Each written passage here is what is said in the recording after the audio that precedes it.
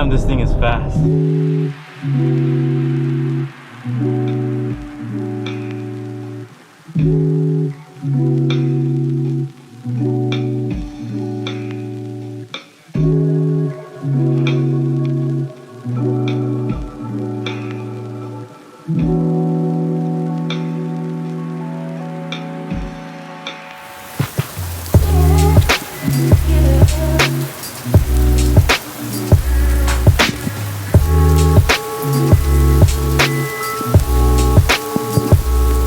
Thank you guys for shopping and supporting Katie and Bill. Without you guys, videos like this aren't made possible. Remember, we still have hoodies available as well as t-shirts. Go get yourself one for this cold season that's coming up. But I'm gonna go drop off your guys' orders. I'll see you guys in a bit. So there's plenty of videos out there talking about what they hate most about their Kia Stinger and all that. And what, weirdly enough, not that many talk about the exterior of the car. And one problem I've been having with this Kia Stinger is washing the car.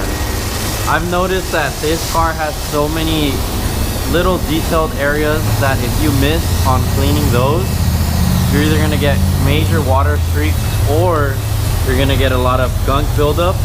And I'll show you guys an example right now.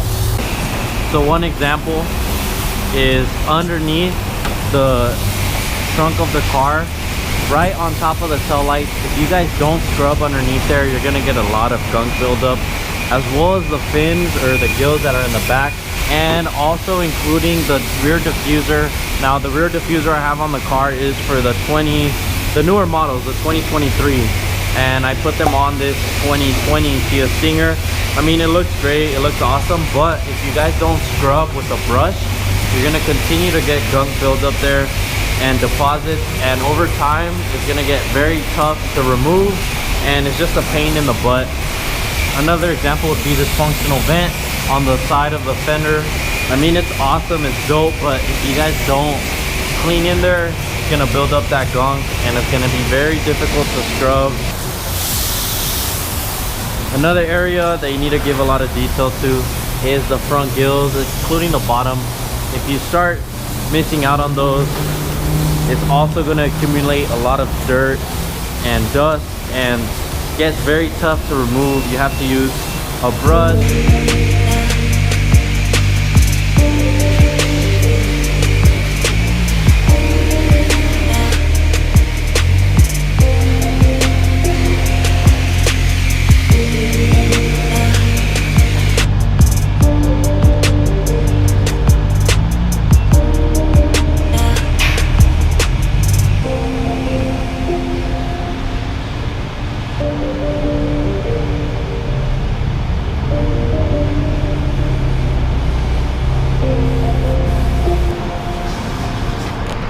Now continuing off of cleaning the car, which was number 5, you're gonna get a lot of water buildup accumulating in all those crevices, which later on, even no matter how good you think you dried the car, there's still gonna be a bunch of water streaks, and that's a big pet peeve of mine when I have water streaks on the car. One such area is the trunk.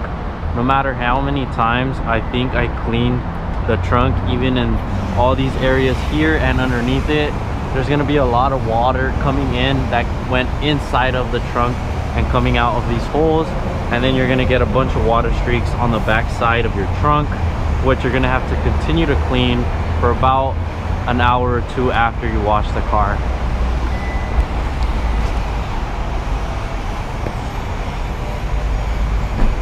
But one thing I like about the car wash I go to, oh no.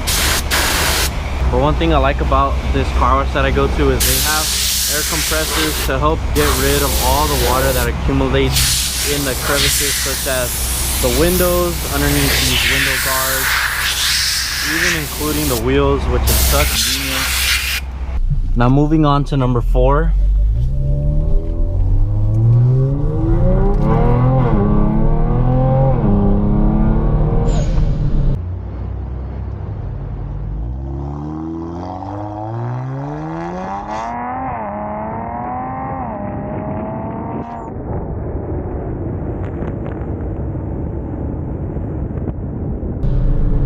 Damn, this thing is fast. Holy shit. Well, number 4 being the manual mode. It's dope, don't get me wrong, like it's doing its job, but the thing I hate the most is if you are within your gear, let's say I'm at 3 for longer than 30 seconds and I haven't shifted, it would automatically go back into drive, which is quite annoying because sometimes I like hearing the car at high RPMs, and I'll be, let's say, trying to show off, or I'll be in a crowd full of a bunch of nice cars and I want to have my car sound loud, and in order to do so you need your RPMs to be high, right? Well, the car will automatically go back into drive, which would bring it down to about 1000 RPMs or so. Now let's say, for example, if I'm in Mexico and I'm racing and I forget that the car threw itself back into drive and not in manual mode, I'm gonna be having to downshift all the way down until I get to a set RPM range, which would be in the boost range, and that's gonna take some time. Here's a perfect example. I'm downshift, and let's say the car goes to a complete stop. The car is now in drive, and it's gonna always continue to boot you out of manual mode, which is quite annoying because there are some times where, let's say I want to do a dig with someone on the side in Mexico, of course, and I'm gonna race. If I'm in drive compared to manual mode, the car is not gonna perform at its best because it's only gonna continue to build boost within 3 to 4000 RPM range, and in that case, when in regular drive, the car always shifts within 3000 RPMs. Compared to manual mode, you could go all the way up to redline, which is, I think in this car, stock without an ECU tune is only up to 6000 or 7000 RPMs. I'm not quite sure. I never really checked to see how high the RPM range goes on these cars stock.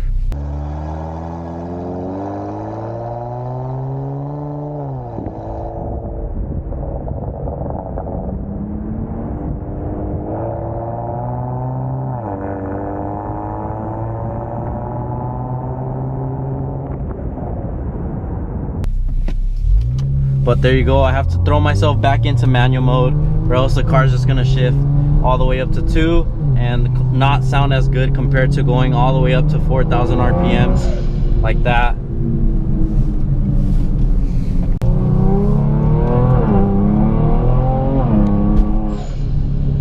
Dude, this car sounds so good. Now number 3, if you can't tell by now, it's gas.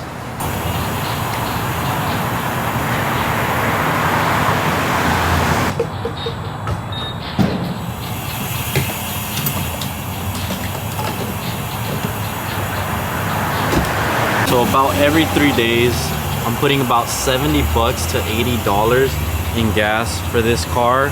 I commute a lot, so in my case, it's a little bit more than others. But comparing this to my K5 that I have, this thing is a gas guzzler and it's stock.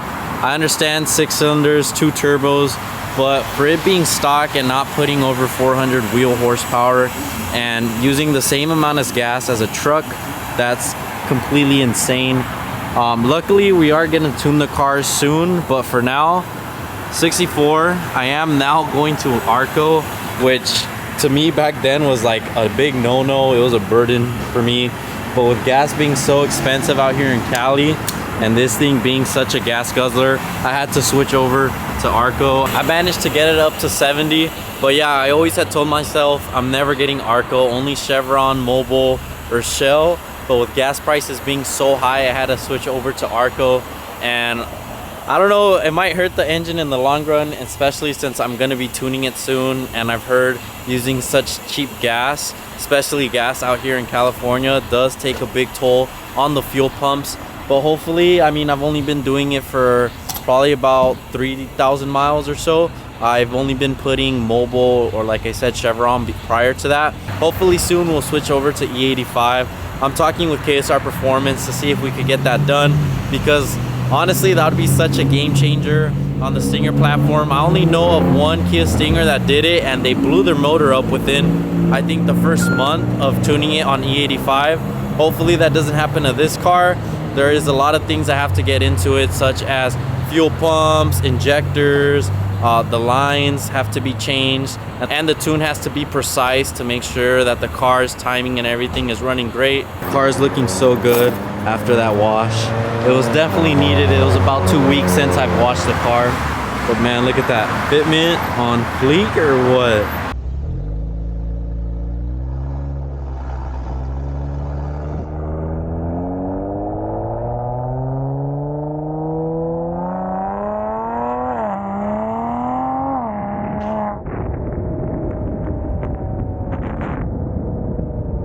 California sunset doing the car its justice. Car looks so freaking nice right now. This is probably the best the Stinger has ever looked right now. Clean, everything, even the freaking hood is looking very clean. Usually it looks super dirty. I guess so many compliments saying like, oh, your car's so nice, but your hood is so dirty. And I'm like, that's just how the car is. It's forged carbon. The car looks dirty, but it's not, trust me. It's just the style of carbon fiber. But on to number 4, which is being the limited wheel specs that you're allowed to do on the Kia Stingers.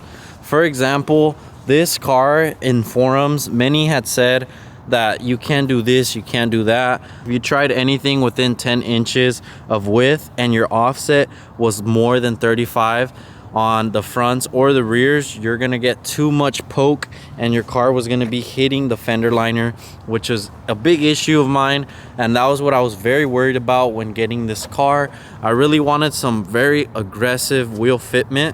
I wanted it to be as flush as possible, such as the rear wheel setup, which is literally perfect.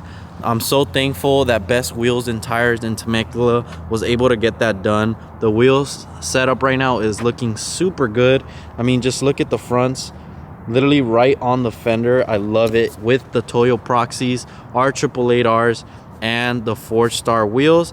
But there were so many limited factors when putting on these wheels. For example, in the rear, these are 18 by 11 in the rear, and trust me guys, these are some big boys up here. We have 305 Toyo Proxies, and the width on these is huge. If you guys haven't seen that video of installing these wheels, make sure to go check it out.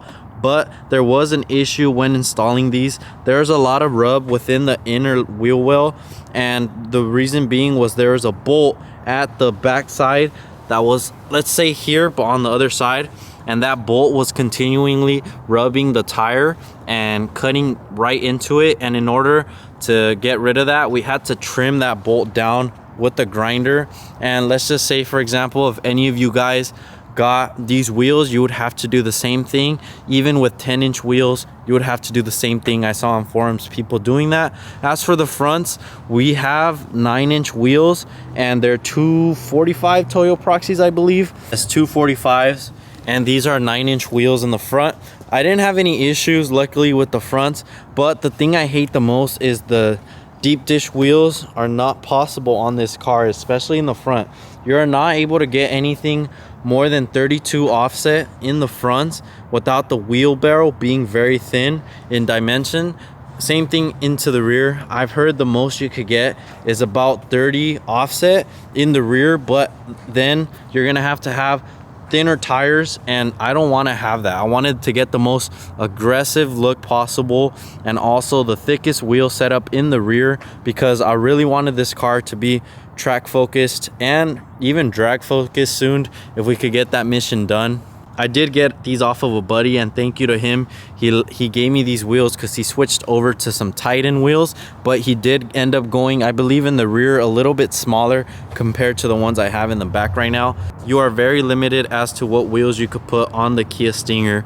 Like I said, at most you can get is 11s, but then again, you're gonna have to trim the inner wheel well. You're gonna have to cut some bolts off. You might get some rubbing if you can't get it in properly, and you can't go anything bigger than a 305. Trust me, I tried. I'm not sure if the rear wheel drive cars have a different story because of the diff. I'm not sure. But as for the fronts, everybody, like I said, the most they ever got to was 32 offset from what I've seen, without having to get the tire very thin or stretched. Now, as for number 1, what you guys have all been waiting for, this one honestly is the biggest thing I hate about the Kia Stinger. Like, surprisingly, it's something so small, but actually over time accumulates and gets so annoying. Comment down below what you think it's gonna be real quick. Don't continue on the video, just take a wild guess. Comment down below what you think I'm about to complain on this Kia Stinger. Now that you guys has commented, and don't forget, you need to like the video as well. You can't forget about that part. And if you guys are new, subscribe. About 60% of you guys watching are not subscribed, so go hit that subscribe button real quick. But as for number one, that is going to be the auto stop feature on the freaking Kia Stinger that I hate so much. It's like so annoying. If you guys don't know what I'm talking about, new cars now have this auto stop feature. It completely shuts your engine off so that you could save gas. But from what I've seen, a lot of people on the Kia Stinger forums have been complaining that their car's auto stop feature has caused their car to stop in the middle of traffic lights, or even on the freeway on stop and go traffic, and not turn back on. And over time they seem to break, and for some reason Kia made it where you can't just shut it off the whole time. Every single time you turn your car back on, that feature is there, and if you forget to turn it off, the car is gonna continuously do that. Let me show you guys for example real quick. I go to a complete halt and the car has now shut off completely, and it'll turn back on obviously once I let go of the brake, but it's very annoying. And there, just let go of the brake, obviously it turns back on. But many of you guys, and from what I've seen on forums, have had this issue where the car will not turn back on. It actually breaks that little motor over time from continuously doing that, and then you have to get the car towed to Kia. Sometimes I can't figure out what the issue is. They have to hold your car for quite some time until they figure out what the issue is. I've heard from someone having their car sit at the Kia dealership getting that thing fixed for about 3 months, and during that 3 months he was paying while not driving his car, which sucks. But all you have to do to turn that off, like I said, is pressing this button here. But the most annoying and tedious thing is every single time you turn your car on. But yeah, that's gonna be it. Comment down below if you guys own a Kia Stinger and you guys have some features that you hate about your guys' car as well, or if we had the same exact things that we both hate on the Kia Stinger. Obviously I'm not throwing any shade towards Kia. If there's any Kia representatives watching, I'm not throwing you guys any shade. You guys did a good job on the Kia Stinger. Just number one being this stupid ass feature on the bottom down here, which I hate so much. But other than that, this car is awesome. I love it. So far I'm loving it. I'm wasting a lot of money on this thing. I'm hoping you guys are watching and subscribing, liking these videos, because they are quite expensive. Literally, I've just been driving around the city wasting some gas to get this type of content down for you guys, and I hope you guys are enjoying. But that's gonna be it for today. I'll see you guys in the next video. Peace.